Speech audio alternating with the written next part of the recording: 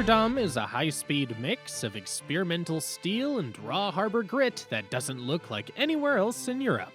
We're spending 48 hours covering the full scale of the city, from the massive murals and tilted architecture of the center to the skyline views and quiet parks that most people walk right past.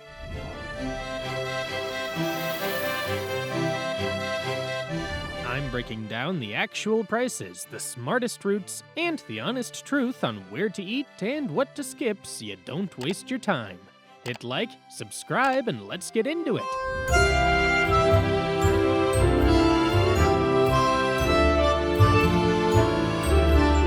Day 1.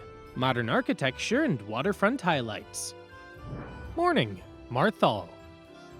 We're starting at Markthal, a horseshoe-shaped hall that looks more like a piece of modern art than a place to buy groceries.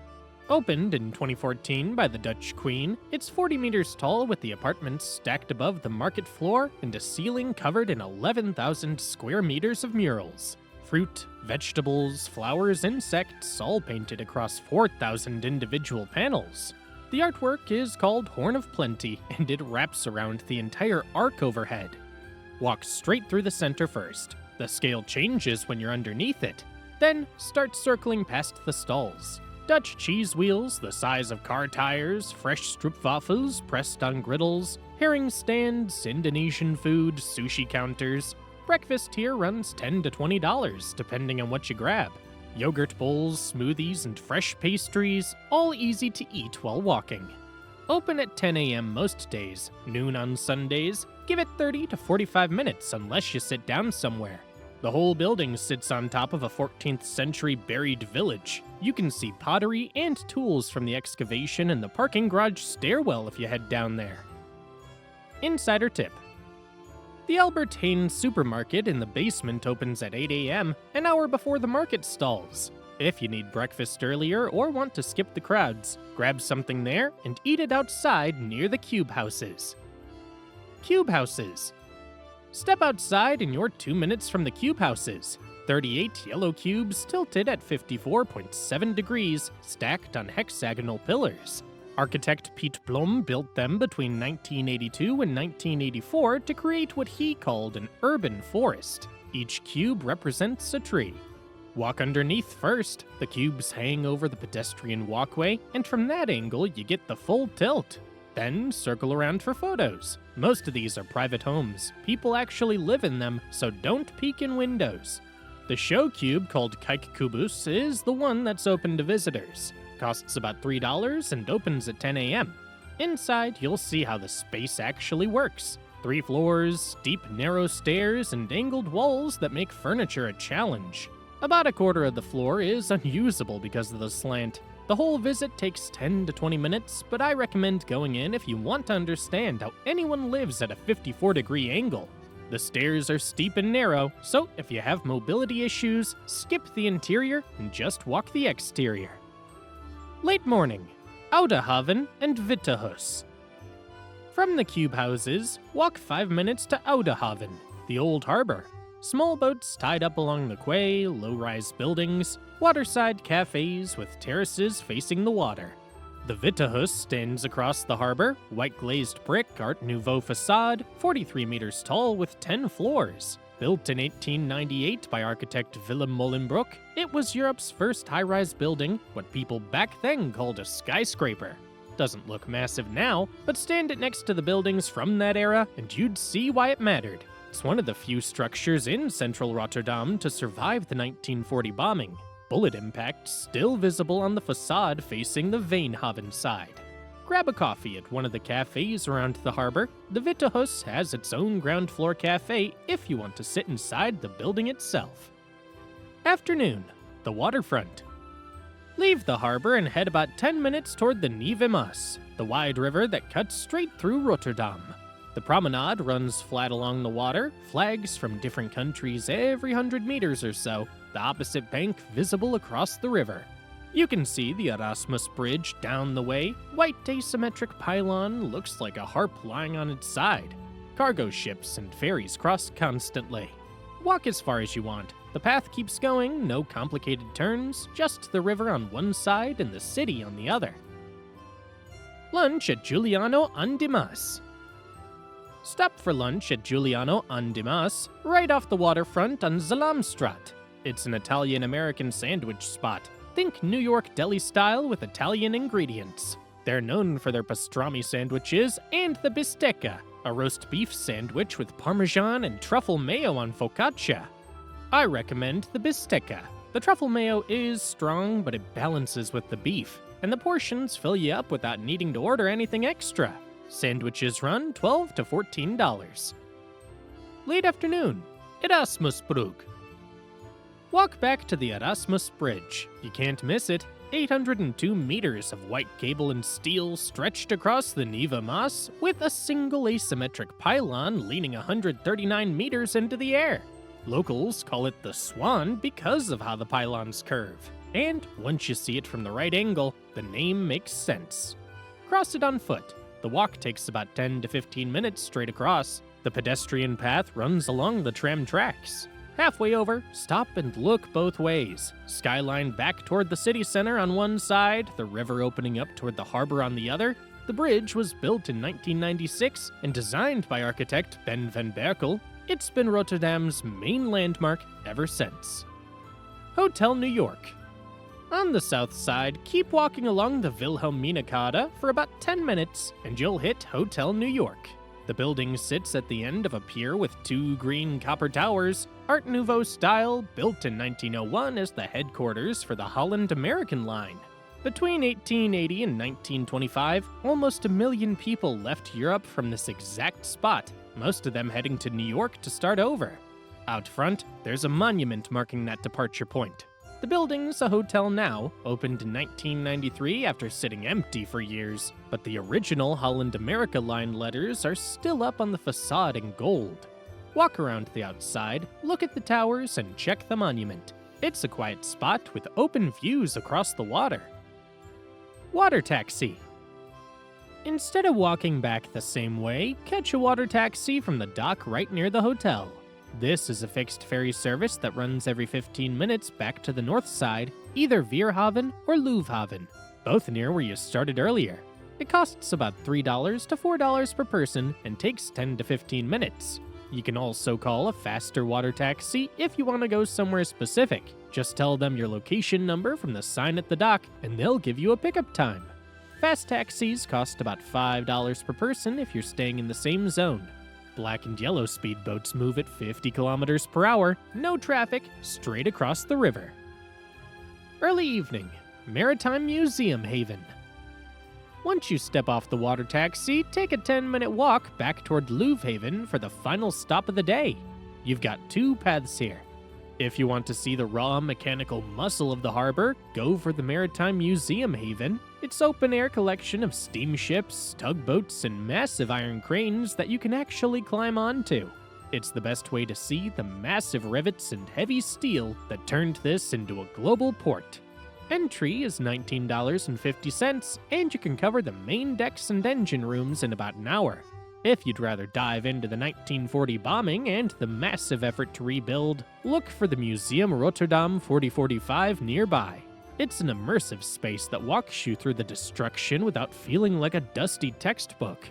Either way, give yourself 60 minutes. This is the last structured stop before the night starts, so don't worry about reading every single plaque on the wall. Insider tip. If you're hitting this late and the museum doors are already locked, you can still walk the quayside for free. You won't get into the cabins, but you get close enough to the massive cranes to see the scale of the machinery that physically built the harbor. Evening. Dinner and drinks at Vessel 11. Wrap up the day on the water at Vessel 11, a massive bright red light vessel from 1951 that's permanently docked in Wijnhaven. You can't miss it. It looks like a fire engine floating on the harbor. Inside, it's a British-style gastropub with a loud, high-energy vibe and an interior that feels like the hull of an old ship. I recommend the beer-battered fish and chips or their steak and Guinness pie. They don't try to be fancy, and the portions are exactly what you need after a day of walking. Expect to pay between $25 and $40 for a full meal and a pint. They even brew their own V11 beer right on the ship, so grab a glass and find a spot on the deck. It's the best place in Rotterdam to watch the light change over the water and finish the day without taking another step. Day 2. Parks, views, and local culture. Morning. Breakfast at Lilith. Kick off Day 2 at Lilith, a short walk from the central station. This place skips the bright, airy cafe vibe for a gothic, dark wood interior with skull-shaped glassware. You're here for the pancakes. Thick, American-style stacks topped with caramelized bananas or fried chicken. They don't mess around with the portions, so one plate is plenty to carry you through the morning. Expect to pay between $15 and $22 for a stack and a coffee. Give yourself 45 minutes here to wake up before hitting the streets. Mini World Rotterdam. From breakfast, it's a 15-minute walk to reach Mini World, where the city's scale flips completely. This is a massive 535 square meter or 5,758 square foot recreation of Rotterdam and the Dutch countryside. You'll see the bridges you walked yesterday and the massive harbor crane shrunk down to the size of a thumb. Entry is $16.50. Every 24 minutes, the house lights dim to simulate nighttime, and thousands of tiny LED lights in the buildings and street lamps flick on. They've even added a section for Great Britain and the Scottish Highlands and the Cliffs of Dover. You don't need to be a model enthusiast to appreciate the detail. Look closely and you'll find tiny scenes of a mini protest or people having a backyard barbecue. Give it about an hour to see the full day-to-night cycle and intricate train networks. Insider tip. Head to the back of the hall to see the workshop area. You can usually see the builders working on new sections under magnifying glasses, which gives you a much better perspective on how much effort goes into making a tiny plastic city look real. Late morning, Het Park. Head back toward the waterfront to reach Het Park. This is an English-style landscape designed in 1852 with massive weeping willows, winding water features, and oak trees that have been here for over 100 years. It's a massive 28 hectares or about 69 acres of space, which is why it never feels crowded even on a weekend. You can cut through however you want, but look for the Norwegian Seamen's Church. It's a small wooden building from 1914 that looks like it was plucked out of a Scandinavian forest and dropped into the middle of a city. There aren't many must-see landmarks here, and that's the point. It's a transition spot where you can walk at your own pace before heading to the Euromast.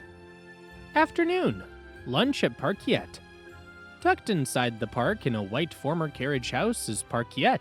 This is a local favorite because they set out beach chairs and tables directly on the grass, so you can eat with your feet in the lawn rather than on a sidewalk. The menu uses local Rotterdam ingredients like sourdough from Jordy's Bakery and coffee from the Manmet Brill Roastery.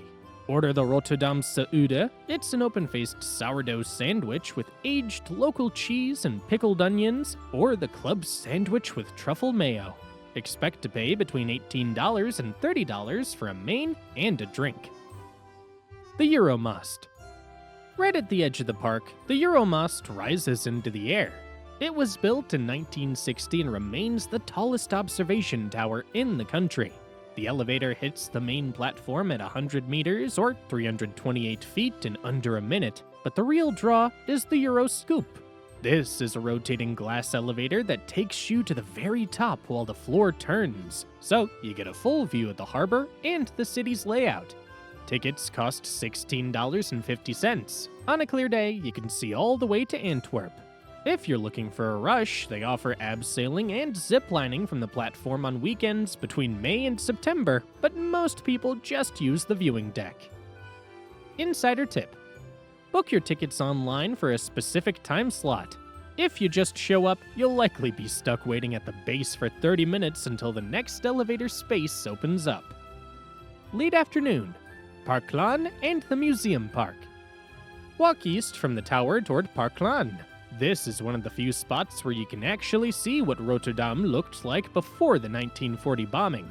The street is lined with pre-war mansions and massive chestnut trees. Follow the road 5 minutes north and you'll hit the Museum Park, a dedicated cultural strip with two different options. The Natural History Museum Rotterdam is housed in a 19th century villa with a modern glass wing, It's known for its Dead Animal Tales exhibit, featuring animals that have died in odd ways, like the famous duck that crashed into the museum's own glass window. Entry is $11 and it takes about 45 minutes to walk through. Across the path is the Kunsthal. It has no permanent collection. Instead, it hosts about 20 rotating exhibits a year, covering everything from high-end fashion to street photography.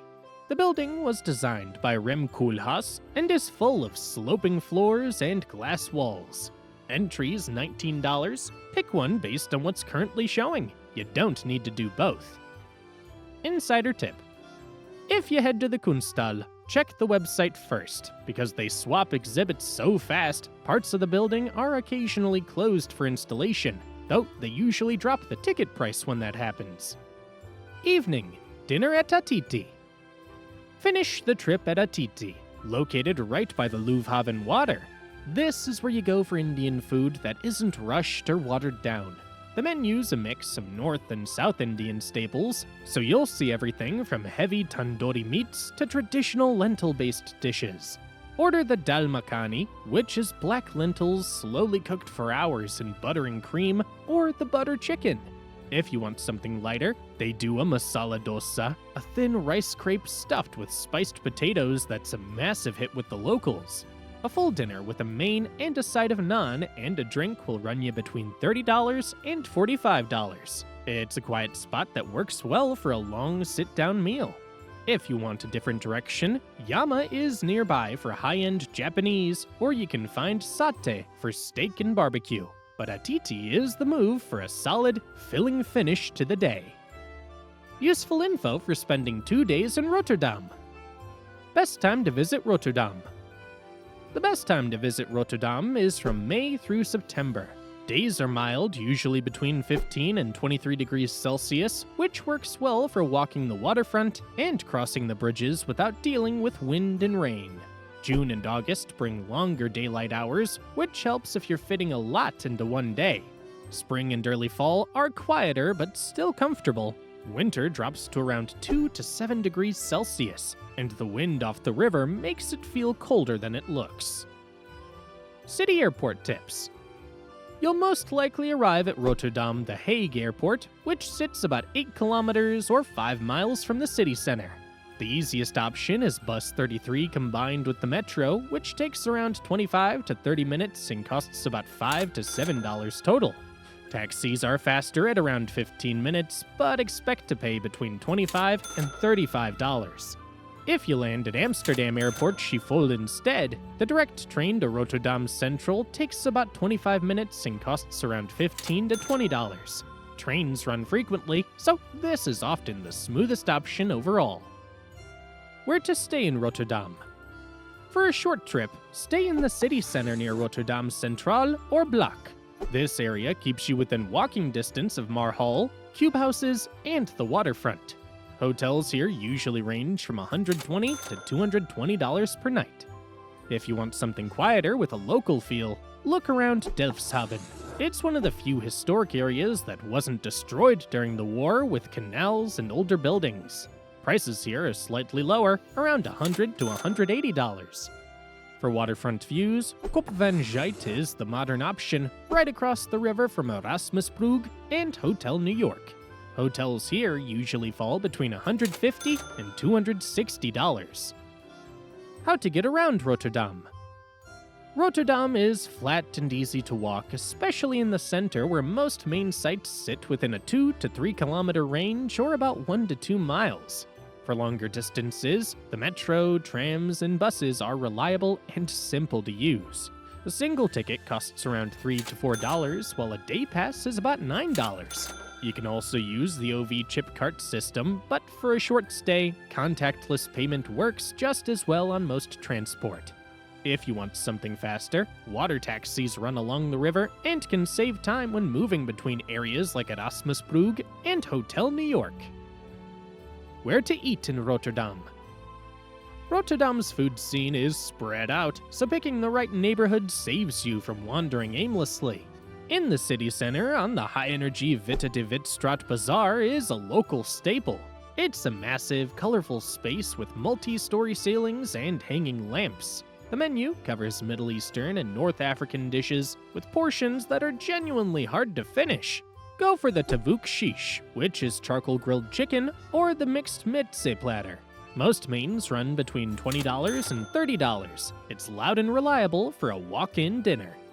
Around the Markthal and Block area, skip the obvious tourist stalls and head to Very Italian Pizza.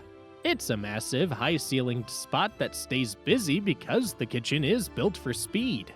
They use wood-fired ovens for thin-crust pizzas and make their own pasta daily. The tartufo pizza with truffle cream or the burrata options are the go-to orders here. A full meal with a drink generally costs between $15 and $25. For something more polished, head to the historic Delfshaven district for De Matrus and Het Meisje. This place doesn't have a standard menu. You simply tell them how many courses you want, and the kitchen brings out whatever's fresh that day. It's a fixed menu experience focused on modern Dutch and French techniques. A 3-course dinner starts at $48, and it's one of the highest rated spots in the city. You'll definitely need to book at least a few days in advance. If you want a plant-based meal that isn't just salad, go to the vegan junk food bar near Endrocksplein. This isn't health food, it's 100% vegan comfort food with bright neon interiors. They are famous for their Daddy McChicken burgers and better-than-animal loaded fries. The food is colorful, messy, and fills you up exactly like a standard burger joint would. Expect to pay between $15 and $25 for a burger and a side. That wraps up 48 hours in Rotterdam. You've hit the main landmarks, crossed the river, and figured out how the city's actually laid out without burning yourself out. The goal here isn't to cram in more stops, it's about moving through the ones that are worth it in the right order. If this helped you out, hit like and subscribe for more guides. If you're moving on to the next city, check out the Amsterdam itinerary right here.